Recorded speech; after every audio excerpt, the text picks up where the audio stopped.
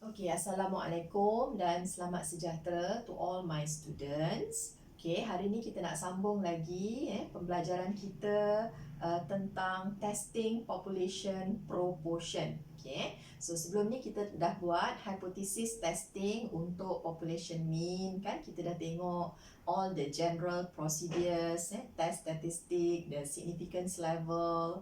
And then we try to calculate the critical value, the critical region and so on until kita dapat buat satu conclusion sama ada kita hendak menerima ataupun menolak H0, sama ada kita nak accept ataupun reject H0.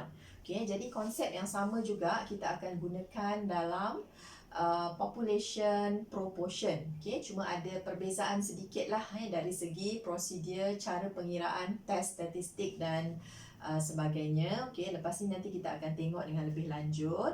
Okay, so you all can refer to the module given. Okay, di bawah tajuk testing population proportion. Okay, often we have to perform a hypothesis test about a population proportion. Okay, evidence concerning the value of a population proportion is provided by the sample proportion. Jadi kita akan mendapatkan evidence daripada satu sampel. Kita akan mengambil satu random sampel dan daripada situ kita akan mengira sample proportion lah. Okay. So yang ini akan kita gunakan sebagai satu statement yang against the null hypothesis.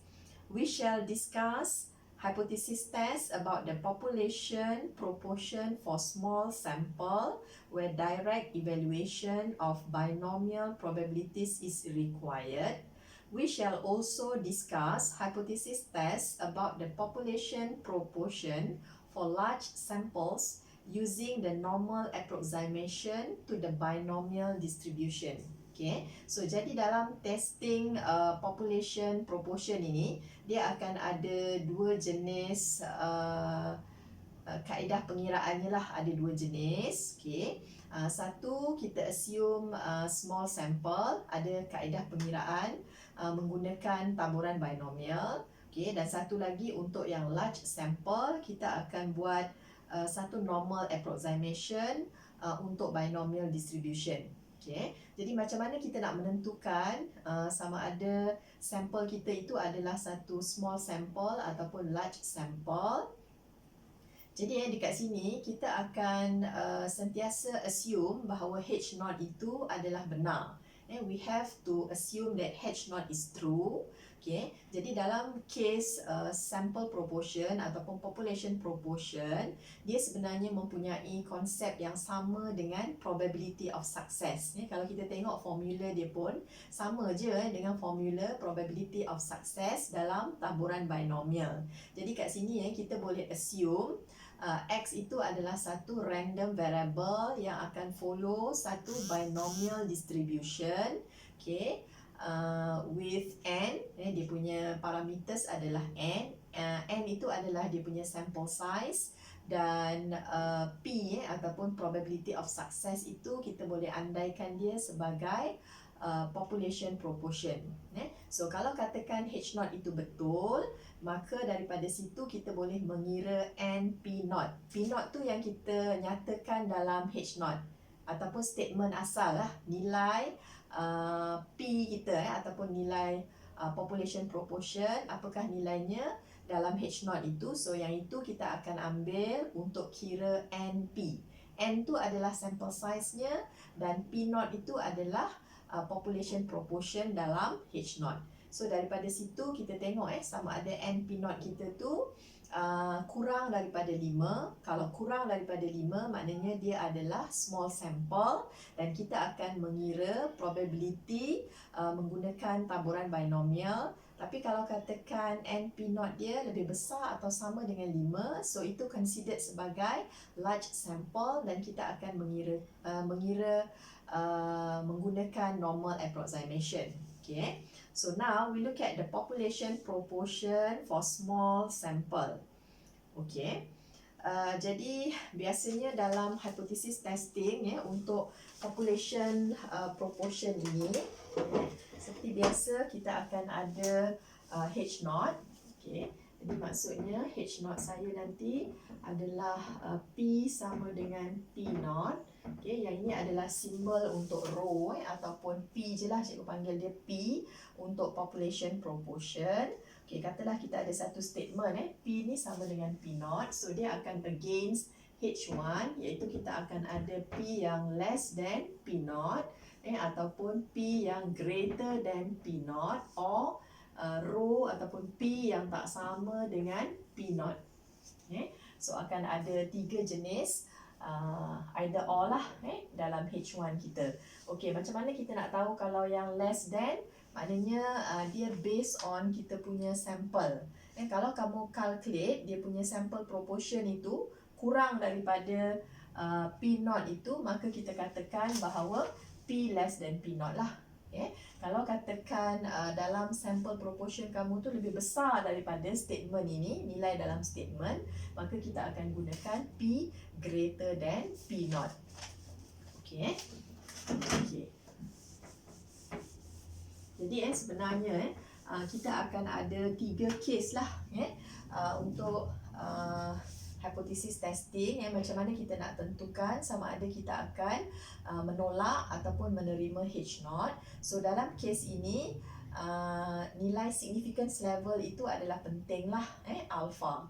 Okay. Jadi pertama kalau katakanlah saya nak cari H naught nya P sama dengan P naught. Okay. Kemudian saya ada H1, P less than P naught. P yang less than P naught. Jadi cara nak menentukan if we have to calculate kalau katakan yang ini memang case yang small sample, jadi kita perlu mengira kebarangkalian X yang kat sini less than, so kita akan ambil less than or equal X. X ini adalah the number of successes in our sample. Berapa bilangan sukses dalam sampel. Contohnya kalau kita nak interested tentang student who own a driving license ke, so kita katakan dalam satu sampel 30 orang dan kita kira berapa bilangan yang ada driving license. So yang itu adalah kita punya X lah. Dia adalah bilangan successes lah dalam sampel. Kita akan mengira kebarangkalian ini menggunakan taburan binomial, formula taburan binomial, dan kita akan bandingkan dengan nilai alpha ataupun kita punya significance level yang diberi sama ada 5% ke, 1% ke, 10% ke. So kita akan membuat perbandingan di situ. Kalau katakan nilai ini, kebarangkalian ini less than alpha, dan kita akan reject H naught. Reject H naught. Kalau katakan kita dapat nilai kebarangkalian ni greater than alpha, maksudnya kita do not reject H naught. Itu yang pertama lah. Kemudian yang kedua, kalau saya ada testing yang begini, dan H1 dia pula daripada sampel saya dapati dia greater than P naught, saya akan perlu mengira jika kebarangkalian dekat sini greater than, so dekat sini saya akan ambil greater than or equal X. X juga the number of successes dalam sampel. Kalau dia less than alpha, maka kita akan reject H naught. Macam ni mungkin lebih mudah faham kan? So maksudnya perbezaan ni kat sini yang inilah, satu less than, satu lagi greater than. Less than alpha reject H naught. Kalau greater than alpha, maka kita akan menerima H naught. Kemudian yang ketiga, kita ada P sama dengan P naught. Kemudian H1 kita ni adalah P yang not equal P naught. Kalau yang case untuk yang macam ini, kita akan ada dua condition lah yang kita akan check. Pertama, kita akan check if X-nya less than NP naught. Maksudnya kita akan ambil nilai X kat sini, number of successes kita tu. Kalau dia less than NP naught, Okay, maka kita akan buat testing macam ni lah. Okay, Px yang less than or equal X. Okay, tengok kat sini less than. So kat sini pun jadi less than. Okay, kalau dia less than alpha over 2, kena divide pula alpha tu bahagi 2, dan kita akan reject H0. Okay, di sini kita akan reject H0. Okay, kemudian case yang kedua pula, kita lihat pula nilai X dia. Kalau ini lebih kecil, so sekarang lebih besar daripada NP0. Okay, lebih besar daripada NP0 ini, maka kita akan gunakan testing prosedurnya adalah X yang lebih besar atau sama dengan X. Okay, should be, must be less than alpha over 2 jugalah. Kalau katakan dia less than alpha over 2, maka kita juga akan reject H0. Okay, jadi kalau yang tak sama dengan ini, kita akan ada dua prosedur itulah. Okay, so boleh rujuk kepada modul lah. Okay, we use the binomial distribution with P sama dengan P0 and Q sama dengan 1 tolak P0 to determine the probability of X less than or equal X. The value of X akan represents the number of successes in our sample of size N. Okay, so the steps for the hypothesis testing are, okay, macam biasalah satu, state the null hypothesis and the alternative hypothesis, and then number 2, specify the significance level, kita punya alpha. Kemudian yang ketiga, determine the critical region.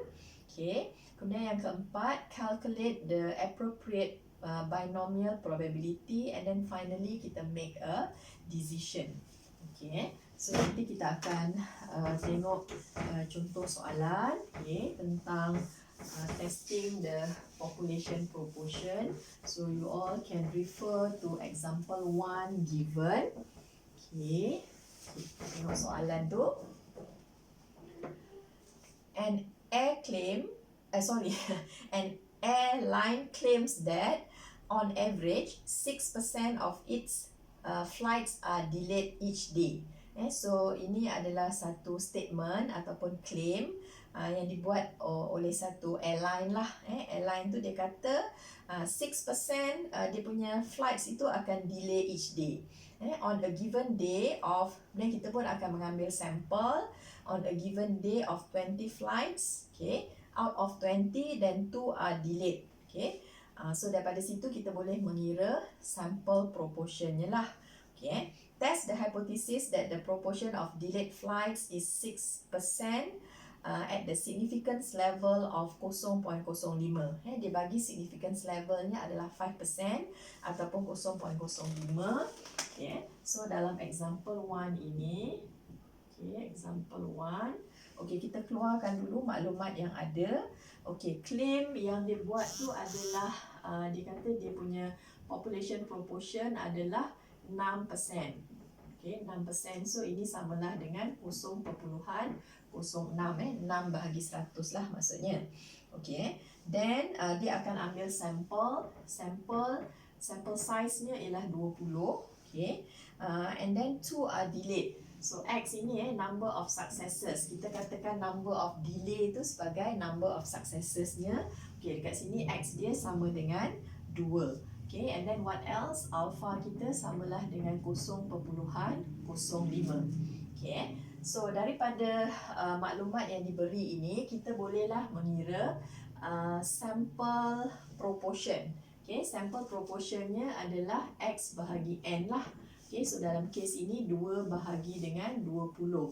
Alright, so kita kat sini dapat 0.1. Okay, so 0.1 itu kita akan bandingkan dengan nilai rho ni lah untuk kita buat nanti. Okay, jadi step yang pertama kita akan nyatakan H0. Okay, P sama dengan 0.06. Okay, yang itu claim daripada airline itu. Kemudian H1 ini dia based on evidence from sample. Okay, so kita tengok sample proportion kat sini 0.1, which is greater than 0.06. Okay, so dekat sini kita akan gunakan sebenarnya, okay, dia adalah greater than 0.06. So this is the claim, while this is the reality from sample. Okay, lepas tu kita dah buat yang ini dan kita akan specify dia punya alpha. So alpha ni adalah 0.05. Okay, kemudian yang ketiga, select an appropriate probability distribution and determine the critical region. So dekat sini kita akan assume if H0 is true. Okay, so kita akan assume dululah dia true, maka X akan tertabur secara binomial. Dekat sini ialah dia punya N. Okay, 20. Kemudian dekat sini adalah P. Sepatutnya kalau kita assume dia true, so kita ambil yang ini sebagai kita punya P di sinilah 0.06. So kita assume dia true dahulu. Jadi daripada sini kita akan calculate NP0. So maksudnya saya ada 20, kita darab dengan 0.06. Berapa nilainya tu? 1.2. So kita dapat 1.2 di sana. So yang kat sini adalah less than 5.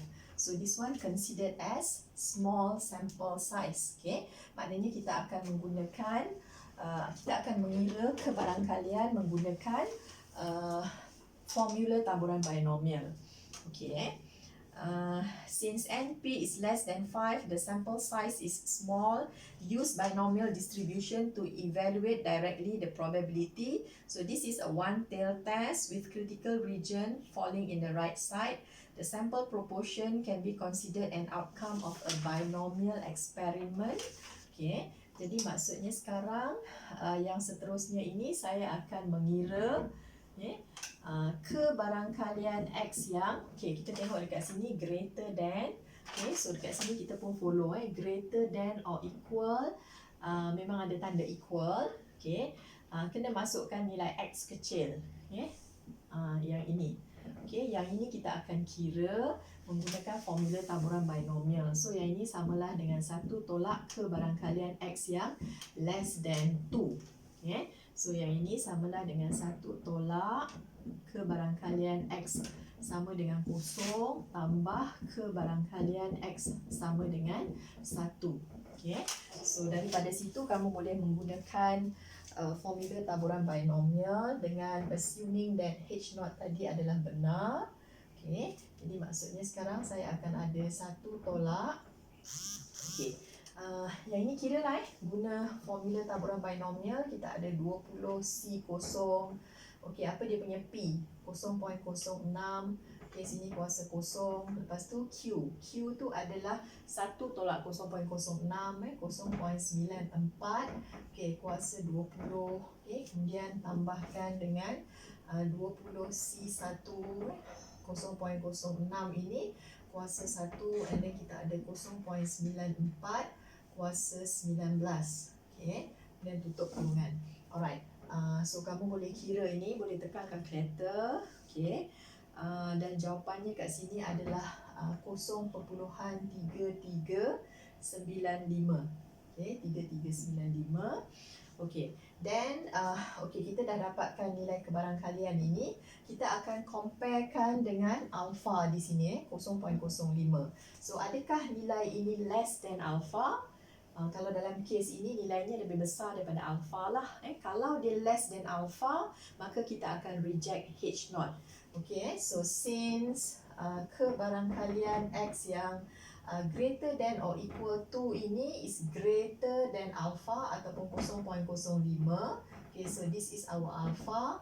We do not reject H0. Maknanya kebarangkalian itu tak cukup kecil lah untuk kita reject H0. Do not reject H0.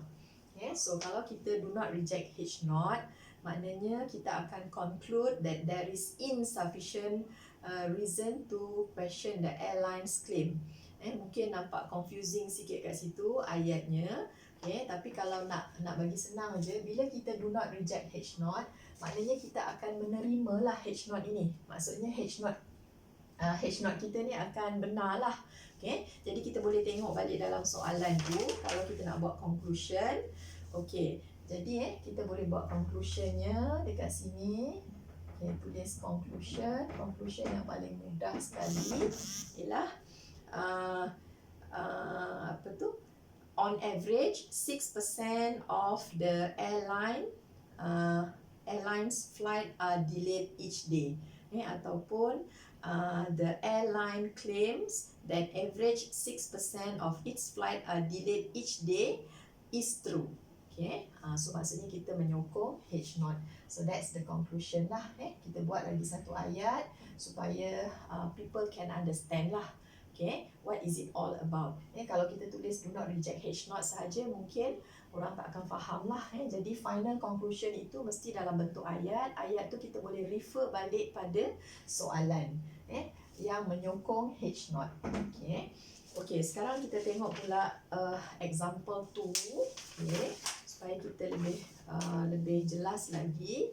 Kita tengok example 2. It is suspected that a dice is biased in favor of 6 occurring.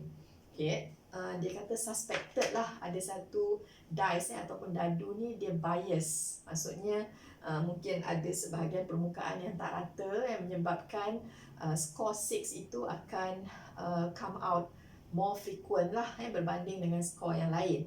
Okay, the dice is thrown 20 times and a 6 is obtained on 6 occasions. Okay. Jadi dalam example 2 ini, dalam example 2 pula, case-nya, okay, macam ni. Mula-mula tu ialah dia punya P. P tu sama dengan proportion atau probability of success. So kalau dalam case ini, biasanya lah statement yang biasa kita buat, kebarangkalian untuk setiap satu skor itu muncul dia adalah sama, semuanya sama, sebab dia macam random lah, random ataupun have same chances to be happen. Okay, jadi maksudnya kita akan assume bahawa kebarangkalian probability of successnya adalah 1/6, ataupun dia punya proportion adalah 1/6 lah. Okay, skor 1 muncul ialah 1/6, skor 2 sampailah skor 6, semua sama, chances of being happen. So row dia sama dengan 1/6. Tapi untuk yang H1 ini nanti kita akan check daripada sampel. So kita pun ambil sampel, N dia sama dengan 20, 20 independent trials. Okey, berapa kali nombor 6 muncul? Nombor 6 akan muncul sebanyak 6 kali. Okey, so daripada sini nanti katalah kat sini cikgu kira dia punya PS. Okey, so PS dia adalah 6/20. Okey, 6 bahagi dengan 20. Okey, so 6/20 itu kalau kamu tekan calculator, that one is greater than 1/6. Okay. So bila yang ini greater than 1/6, so kita akan assume dalam H1 kita nanti kita akan dapat greater than 1/6. So this is the reality, this is the general ataupun the general term, general statement, ataupun teorinya, tapi yang ini adalah reality daripada sampel. Okay. Okay. Lepas itu alpha-nya berapa? Alpha dia diberi sebagai 5% juga, so 0.05. Okay.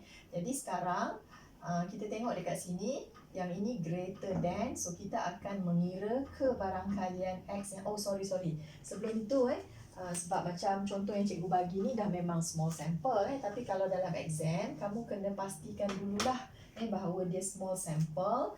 So ini tadi first, okay. Kemudian yang kedua tadi alpha kita sama dengan 0.05.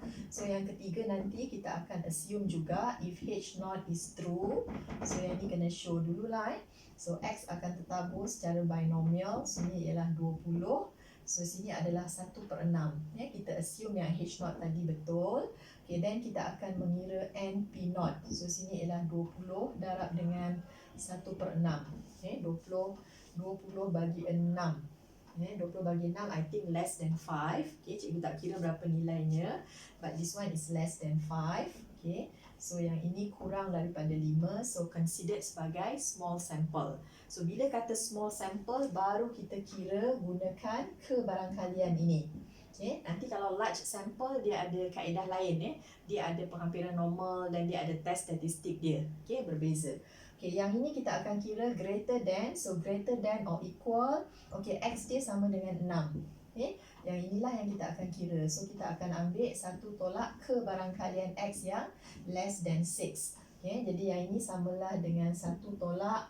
Okay, kita ada PX sama dengan 0 kan, tambah PX sama dengan 1 tambah dan seterusnya sampailah PX sama dengan 5. Okay, so kita akan kira lah gunakan formula kembangan binomial. Okay, buat formula kembangan binomial menggunakan nilai itulah N dan P yang diberi di situ.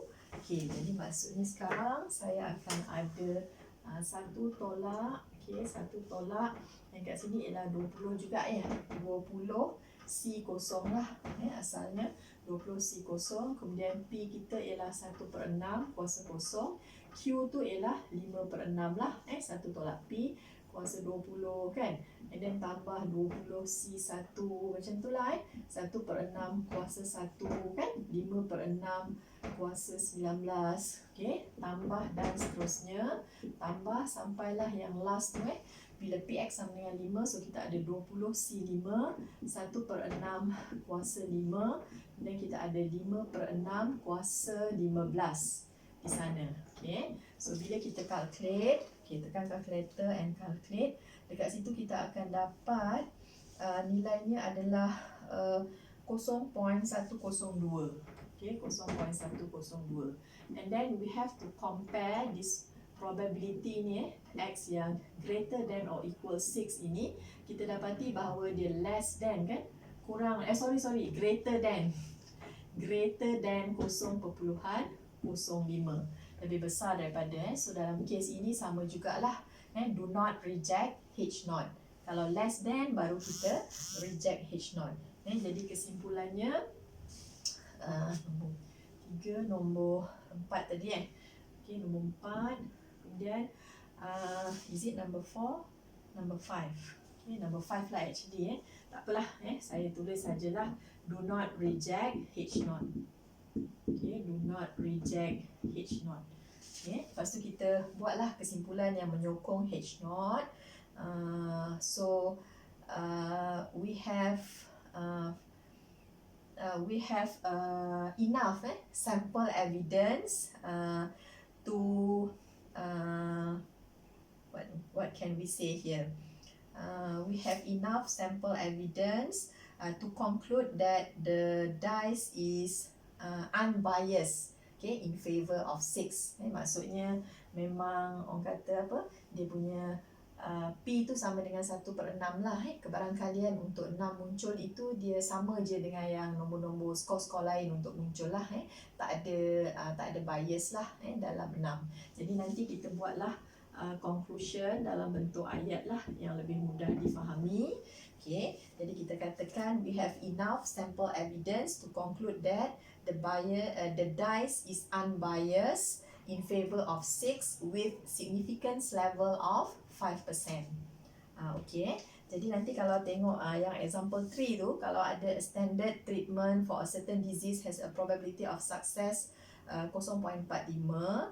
Okay, yang itu kalau ada dalam modul, kalau cikgu belum cancel lagi, that one actually contoh untuk large sample size. Okay, so nanti later on kita akan buat dalam tajuk large sample size. Jadi yang itu kita KIV dulu. Okay, so itu sahaja untuk small sample size punya proportion.